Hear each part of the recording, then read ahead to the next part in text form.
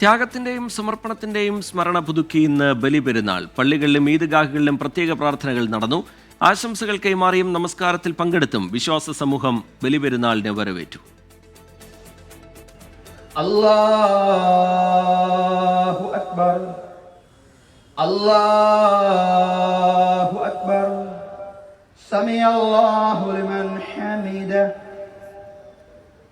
തിരുവനന്തപുരം നഗരത്തിൽ പാളയം മുസ്ലിം ജമാഅത്തിന്റെ നേതൃത്വത്തിൽ ചന്ദ്രശേഖരൻ നായർ സ്റ്റേഡിയത്തിലായിരുന്നു ഈദ്ഗാഹ്.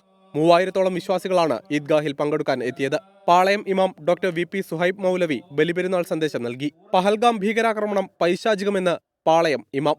മതപരമായി സാമുദായികമായി ഭിന്നിപ്പിച്ചുകൊണ്ട് ഒരു ശക്തിക്കും ഈ രാജ്യത്തെ തകർക്കാൻ കഴിയില്ലെന്ന വലിയൊരാശയം ലോകത്തെ പഠിപ്പിക്കുകയായിരുന്നു. അതിലടക്കമുള്ള ഈ 26 രക്തസാക്ഷികളും.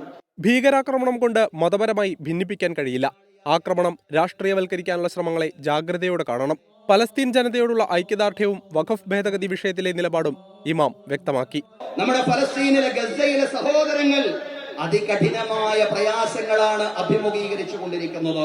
സയനിസ്റ്റ് കാഭാലികർ ഫലസ്തീനികളെ, ഗസ നിവാസികളെ വംശഹത്യ നടത്തിക്കൊണ്ടിരിക്കുകയാണ്. അതിക്രൂരമായിട്ട് കൊലപ്പെടുത്തിക്കൊണ്ടിരിക്കുകയാണ്, കൊന്നുകൊണ്ടിരിക്കുകയാണ് സഹോദരങ്ങളെ. കോഴിക്കോട് പാളയം മൊയ്തീൻ പള്ളിയിൽ പെരുന്നാൾ നമസ്കാരത്തിന് ഹുസൈൻ മടവൂർ നേതൃത്വം നൽകി. എല്ലാവരും രാജ്യത്തിന് ശക്തി പകരണമെന്ന് ഹുസൈൻ മടവൂർ പറഞ്ഞു. എറണാകുളം തൃക്കാക്കര ഈദ്ഗാഹ് കമ്മിറ്റിയുടെ സിറ്റി ഈദ്ഗാഹ് രാവിലെ 7-ന് തുടങ്ങി. അറഫ മസ്ജിദ് ഖത്തീബ് ഇസഹാഖ് അസഹരി പ്രാർത്ഥനകൾക്ക് നേതൃത്വം നൽകി.